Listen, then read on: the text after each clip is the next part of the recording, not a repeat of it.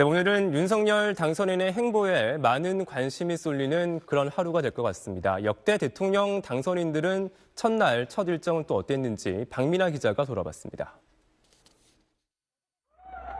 당선 첫날 아침 역대 당선인들은 보통 오전 7시 반에서 8시 사이에 자택에서 나와 하루 일정을 시작했습니다. 고 노무현 전 대통령은 자택에서 나오자마자 기자들과 간단한 질문과 답변을 주고받았고 편히 주무셨습니까? 네, 좀 늦잠 좀 잤습니다. 아, 그러셨어요? 몇 시에 일어나셨어요? 보통 5시에 일어나는데 오늘은 6시 반까지 자버렸습니다. 밤을 꼬박 새고 기다렸습니다. 이명박 전 대통령은 인터뷰 없이 주민과 인사만 나눴습니다. 아이고 참 자상하셔라. 축하합니다. 잘 다녀오세요. 축하합니다. 노 전 대통령과 이 전 대통령의 경우 첫 공식 일정은 현충원 참배였습니다. 노 전 대통령은 사익을 취하지 않고 공익을 위해 힘쓴다는 뜻의 멸사봉공. 이 전 대통령은 국민을 잘 섬기겠다, 희망을 드리겠다고 방명록에 적었습니다. 반면 IMF 한복판에서 당선된 고 김대중 전 대통령은 국회에서 첫 일정을 시작했습니다. 오늘의 시일은 진정한 민주주의와 진정한 시장경제를 실천시키는 그러한 계기로 삼읍시다. 공식 기자회견 후엔 현충원과 4.19 묘역에 차례로 참배했습니다. 첫 포부를 밝히는 기자회견과 동고동락한 선거대책위원회 관계자들과의 만남도 빼놓지 않는 일정입니다. 관행에 따라 당선인은 경쟁했던 상대 후보에게 먼저 연락해 위로를 건넵니다. 지난 2012년 박근혜 전 대통령은 당선 첫날 문재인 당시 민주통합당 후보에게 전화해 상생의 정치를 하자고 당부했습니다. 5년 뒤 박 전 대통령 탄핵으로 5월에 치러진 19대 대선. 문 대통령은 당선 첫날 국회를 찾아 국회의장과 야 4당 지도부와 면담한 뒤 국회 본관에서 취임 선서를 했습니다. 2017년 5월 10일 이날은 진정한 국민 통합이 시작된 날로 역사에 기록될 것입니다. 당선인은 원래 취임일까지 경호처 경호를 받으며 자택에서 머물게 되지만 문 대통령은 당선 첫날 취임 선서를 마치고 바로 청와대에 입성했습니다. SBS 박민아입니다. 대통령 선거가 끝났습니다. 당선이 됐죠. 일주일 동안 잠이 오겠습니까? 역대 대통령들 그때 누구를 만나고 어떤 일을 했을까요? 가장 기뻤던 시기 한번 살펴보도록 하겠습니다. 노무현 전 대통령 때부터 박근혜 전 대통령에 이르기까지 역대 대통령들의 대선 후 일주일 행보 돌아보시겠습니다. 자, 먼저 16대 대통령으로 당선된 노무현 전 대통령 당선 첫날인 2002년 12월 20일 박지원 당시 대통령 비서실장과 미국 대사의 예방을 받는 데 이어서 부시 대통령의 축하 전화까지 받습니다. 당선 이틀째인 20일부터는 제주도로 갑니다. 가족들과 1박 2일의 달콤한 휴가를 보냈습니다. 민박시설에 머물렀고요. 시민들과 기념사진까지 찍는 등 소탈한 행보가 화제가 되기도 했습니다. 휴가가 끝난 뒤에는 본격적인 정권 이양 절차에 돌입합니다. 청와대에서 김대중 대통령을 만난 이 자리에서 정권 인수인계를 논의하고 당선 일주일 되는 26일엔 인수위를 구성했고 노무현 정부의 출발을 알렸습니다. 김대중에서 노무현, 진보정권이었죠. 2007년 12월 19일 선거 이명박 전 대통령 광화문에서 그 시청 앞에서 많은 사람들을 만나는 장면, 특히 서울시장 출신이었기 때문에 더 관심을 끌었습니다.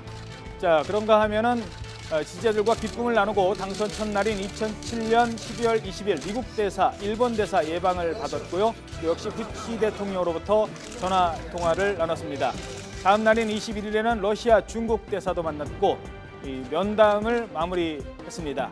문재인 당시 비서실장 모습 잠깐 보셨죠? 예방을 받기도 했습니다. 서울 안가에서 역시 가족들과 이틀간 휴식을 취했고 인수위원장 임명했고 인수위 현판식 진행하면서 본격적인 정권 인수 행보를 시작했습니다. 박근혜 전 대통령은 당선 후 광화문으로 향했습니다. 광화문 광장에서 대국민 메시지를 발표하는 것이 당선인으로서의 첫 번째 행보였습니다.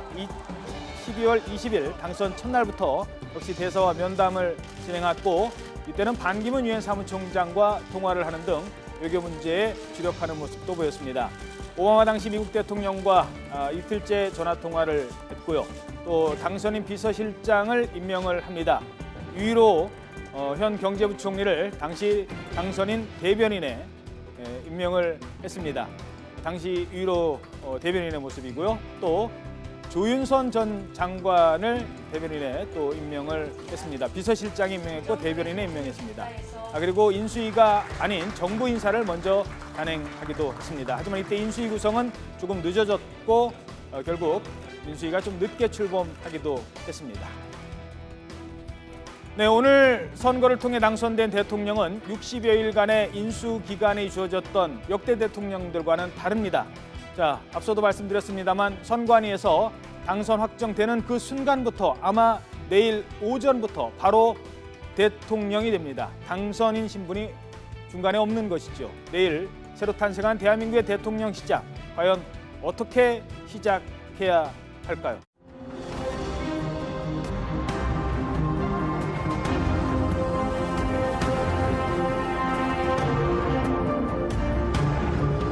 그 90년으로 가는 선거가 되었습니다.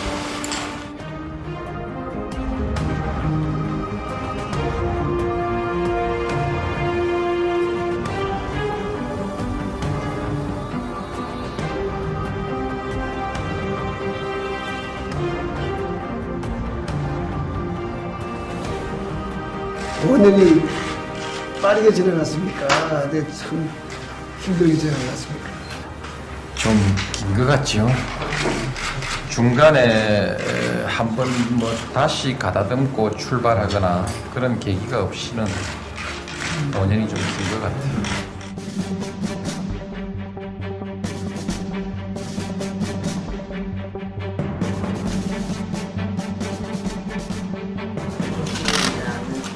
어제 발표를 했고 인수위원회 마무리를 지으려고 가능한 좀 차분하고 조용하고.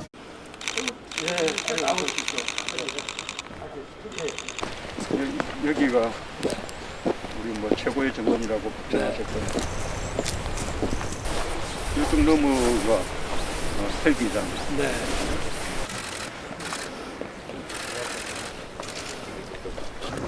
항상 통과 같은 곳이고 네. 아마 뭐 국민들이 편안하기를 바라는 그런 마음. 저게 지금 무슨 꽃인지 모르겠어요. 산수유군요. 청와대에 이런 게 보통 한옥 건물이 없기 때문에 여러모로 좀 상징적인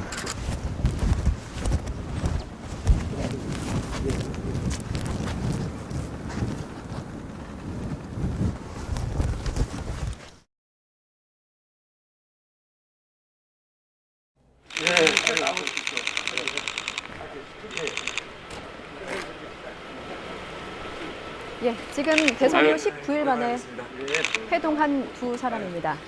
관례대로 문재인 대통령이 나와서 윤석열 당선인을 맞이했고요. 네.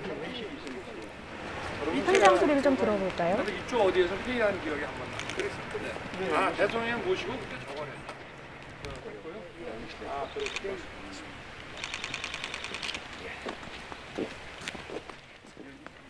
예, 지금 문재인 대통령과 윤석열 당선인이 만나서 지금 청와대 여민관 앞에서 만나서 녹지원을 가로질러서 이제 상춘지 앞으로 이동하게 됩니다. 네, 이제 뭐 역대 신구 권력 사이에 뭐 첫 회동 가운데는 가장 늦게 열리는 회동으로 전해지고 있습니다. 네. 이전까지는 2007년과 2012년에 이제 9일 만의 회동이 가장 늦은 만남이었는데요. 이번에 19일 만에 만나게 되면서 권력 사이의 첫 회동에서 가장 늦게 만나는 이 당선인과 대통령이 가장 늦게 만나는 그런 만남이 됐습니다. 예, 당초 16일 회담에서는 오찬과 또 독대가 예정이 돼 있었는데 네. 오늘은 만찬과 배석자 동석으로 변경이 됐습니다. 지금 화면에서 장제원 당선인 비서실장의 모습도 보이는데요. 네. 그렇다면 이제 문재인 대통령과 윤석열 당선인 그리고 유영민 대통령 비서실장과 장제원 당선인 비서실장 이렇게 배석을 해서 오늘 회동이 진행됩니다. 네, 이제 뭐 청와대와 당선인 측은 이렇게 말했습니다. 이번 회동이 정해진 의지가 없다. 그래서 허심탄회하게 대화를 하는 그런 자리다. 이렇게 설명을 했었고요. 실제로 뭐 어떤 의제들이 나올지 저희가 여러 가지 물망에 오르는 것들이 있지만 일단은 회동 전에 정해진 의제는 없는 그런 허심탄회한 자리다. 이렇게 양측이 합의를 했다. 이렇게 전해지고 있습니다. 예, 허심탄회한 대화를 강조한 만큼 일단 알려지기로는 이제 비서실장들이 배석한 것으로 알려지고 있지만 네. 독대로 이어질지 이 부분도 상당한 관심입니다. 네. 과거에 보면은 이명박 전 대통령 당시일 때요. 박근혜 당선인과 면담 당시에 배석자가 있는 것으로 시작을 했습니다만 독대로 전환된 전례가 있습니다. 그래서 오늘 만남도 지금은 비서실장 배석으로 시작을 했지만 대화가 진행이 되면서 문재인 대통령과 윤석열 당선인 간의 독대로 이어질지 이 부분도 상당한 관심을 모으고 있습니다. 네, 이제 문재인 대통령과 윤석열 당선인의 오늘 회동, 이제 그 16일 같은 경우에 회동 결렬이 어떤 결정적인 이유로 꼽힌 감사위원회 인사권 문제 등도 있지 않습니까? 그런데 이 부분이 어느 정도 일단락이 되면서 지금 문재인 대통령이 윤석열 당선인에게 청와대 경례 소개를 하고 있습니다. 네. 사실 윤석열 당선인이 검찰총장 시절에 이제 마지막으로 청와대에 왔던 게 2020년 6월입니다. 이때 당시 여민관에서 반부패 정책 협의회를 하면서 문재인 대통령과 같은 테이블에 앉았었는데 1년 9개월 만에 오늘 다시 두 사람의 회동이 이루어졌고 윤석열 당선인의 경우는 1년 9개월 만에 다시 청와대에 들어온 셈입니다. 네, 이제 정해진 의제는 없다 저희가 이렇게 설명을 해드렸지만 일각에서 이제 다뤄질 것으로 추측이 되는 의제들이 몇 가지가 있습니다. 그 중에 하나가 이제 코로나19 관련 손실보상 등의 어떤 위기 극복 방안이 이제 얘기가 되지 않을까 이런 추측이 좀 가능하고요. 몇 가지 더 말씀을 드리자면 이명박 전 대통령의 어떤 사면 문제, 예. 그리고 대통령 집무실 이전을 위한 어떤 예비비 승인 관련한 문제 등의 어떤 현안들이 의제로 올라오지 않을까 이렇게 좀 추측이 되고 있는 상황입니다. 예, 이명박 전 대통령의 사면 문제가 이제 협상 테이블 위에 오른다면 김경수 전 경남지사에 대한 사면 문제도 덩달아 같이 오를 가능성이 있고요. 네. 윤석열 당선인이 이제 문재인 대통령에게 민생이나 안보 현안에 대해서 얘기할 것이다 이렇게 얘기한 바가 있기 때문에 앞서 말씀하셨던 코로나19 손실 보상을 위한 추경 편성과 함께 북한 ICBM 발사와 추가 도발 대응 방안도 함께 논의될 가능성도 있는 것으로 지금 추측이 나오고 있습니다. 네.